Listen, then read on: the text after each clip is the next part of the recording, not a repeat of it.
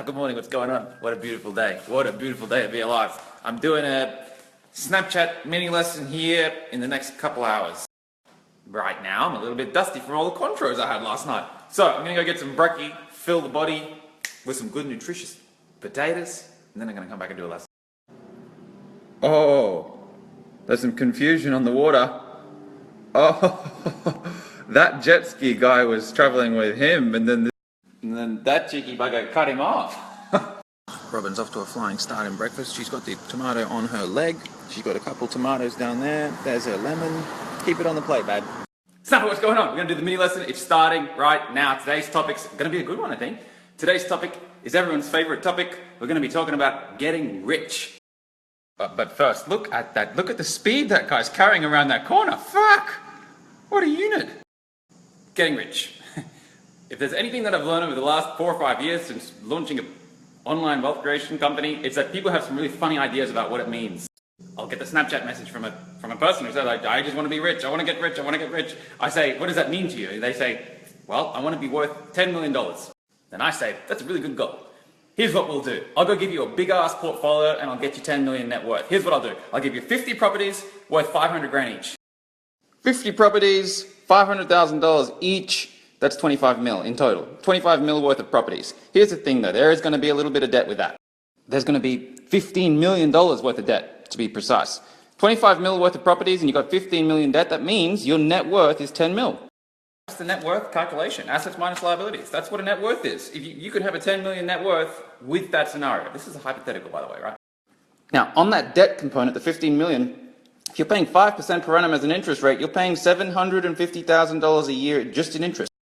Now, let's throw in an arbitrary $10,000 per year per property. That's another $500,000 a year. We're talking $1.25 million per year in costs. Now, let's just say there's a property glut and there's more properties than there are people and you can't get anyone to rent the place. This is happening in my city in Brisbane right now.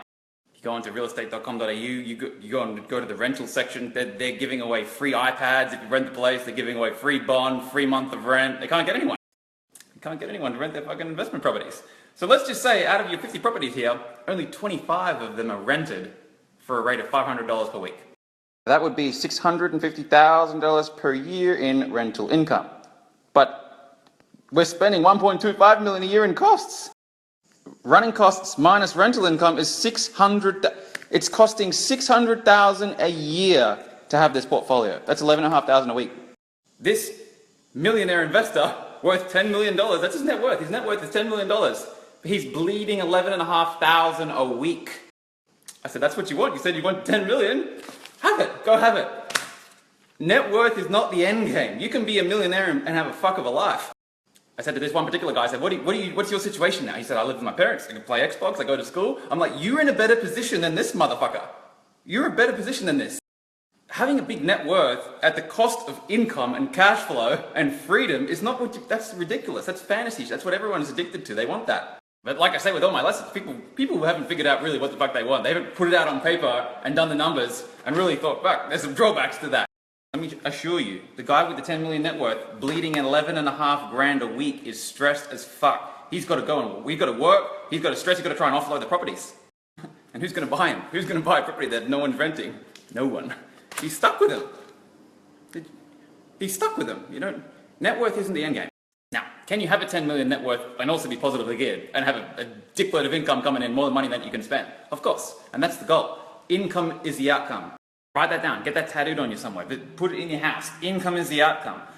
If you're making a financial investment or a decision and it's not generating you income, it's not a fucking investment. It's a pain in your ass is what it is. And it's pulling you away from financial independence, not toward it. Buying your own home, if it doesn't generate income, it's not smart. But what does everyone go and do? They go to school, they get the good grades, they go to college, they get the fucking degree, which is education for the masses.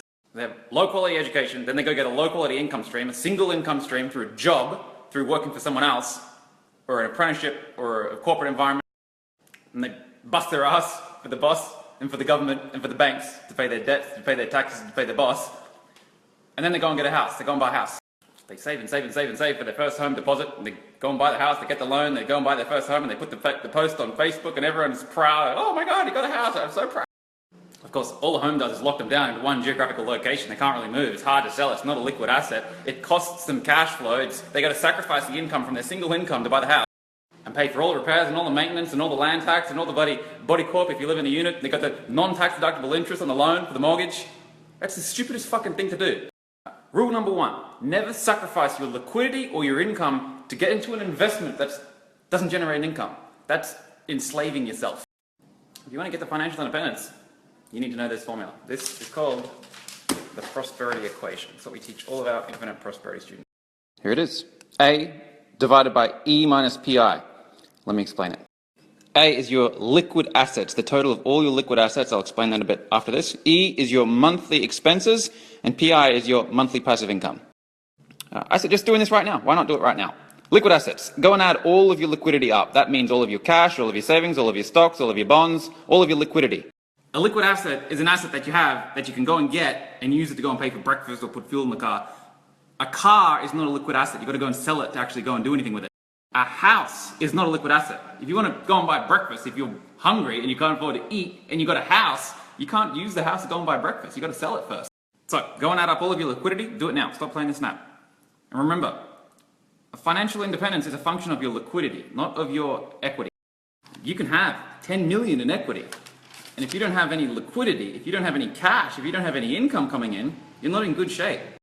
So let's do the equation. Let's just say all of your liquidity comes to $20,000. So you put $20,000. Let's just say it costs you $4,000 per month in expenses to live. And let's just say, like 98% of the human beings on planet Earth, you've got $0 per month in passive income coming in. This is the equation. 20,000 divided by 4,000 equals 5. And because the 4,000 is measured in months, $4,000 per month, the outcome is a time period. It's a period of time. If you got fired from your job and your income fell to 0 and it cost you $4,000 a month to live and you got 20,000 in liquidity, you could go for 5 months. Chewing into the liquidity, you go for 5 months. Measuring someone's wealth in terms of net worth, to me, isn't a truer picture as measuring their wealth in terms of how much time freedom that they've bought themselves. That's why when we teach our students the prosperity equation, we're talking in terms of time, how much time you can buy yourself. Most people are good for 2 weeks, 2-3 weeks. Without a constant income coming in, they live hand to mouth, paycheck to paycheck. They're good for a couple of weeks at a time. If they lose their job, they're in trouble in a few weeks. Now, let's take this same guy, 5 months, and let's just say he's been reading some books or taking some courses and he increases his monthly passive income to, say, $2,000 per month. Same amount of assets, same amount of monthly living expenses, but now he's got a $2,000 per month income stream coming in passively. You do the equation, it doubles. When it comes to financial empowerment, or getting rich, as people like to affectionately call it, it's about the time game. It's about how much time you can buy yourself. And the biggest determinant of that is your passive income streams. How much passive income you got coming in. That's the game, and no one talks about it. The masses are caught up with going to fucking college and getting degrees and getting promotions and climbing the corporate ladder, and they think that that's going to make them financially independent, or they think that that's going to get them their dreams. If they're not generating passive income, they will be working for the rest of time. They'll be working their entire lives. Now, let me show you something just for shits and giggles. The same scenario, but this time, let's just say this guy has accumulated $3,999 in passive income. He's nearly there. That's 20,000 divided by 1 equals 1,666 years of prosperity. It's because he doesn't have to work. He doesn't have to go to work. He's got the prosperity because he's got pretty much all of his living expenses covered by passive income. Income that comes in without him having to go to work. There's one more thing about this equation that I haven't shown you yet. Because as the denominator approaches 0, prosperity becomes infinite. When your monthly passive income reaches the same amount as your monthly living expenses, the denominator becomes 0. You can't divide by 0. It's called infinite prosperity. Ta-da! That's what infinite prosperity is. We have so many fucking morons online saying all this shit about what they think infinite prosperity is. You achieve infinite prosperity when your passive income reaches your monthly living expenses. That's it. It's got nothing to do with being a millionaire. You don't have to be a millionaire. You don't have to. So, advice for your financial quest. If you want to get rich, the most empowering thing that you can do for your financial life is to grow passive income. And make sure it grows faster than your expenses. Because the more money you make, the more money you spend. It blows my mind. I got family members out blowing all of their money that they don't have on Boxing Day sales. And because they have 0 fiscal discipline, they can't even spend less than what they make. They will be working their whole entire life until they drop dead. They'll be working. They have to. My advice is controversially, don't worry too much about equity, net worth, growing your equity so soon early on the journey. Get financially independent first. Get out of the job. Get out of the job. Get out of the rat race. Stop living 2 week to 2 week, week to week, hand to mouth. That's fucking crazy. That's very disempowering. Go and empower yourself. Get financially independent first.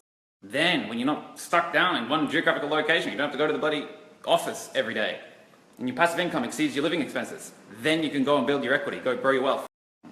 Blows me away how many people have this ass about. They go do it the wrong way around, in my opinion. They go and buy the property. Oh my god, property doubles every 7 to 10 years. I'm going to grow equity. That's a really cool story if it does double every 7 to 10 years. You still working your ass up because it doesn't generate an income yet. Put the $500,000 into learning how to generate passive income, you'll be laughing. In 7 to 10 years, you won't fucking be working. That doesn't matter if you had a property that double. I'll sacrifice that if I don't have to work, if I can have passive income pay for my life. So, that concludes today's lesson. There will be a question that will come up around about 6,000 times, I'm sure. How do I do passive income? Where do I get it from? And that, my friends, will be a lesson for another day. I can't do it now. That's a big lesson. That's a deep lesson. Be sure that you're tuning in every single day. Snapchat.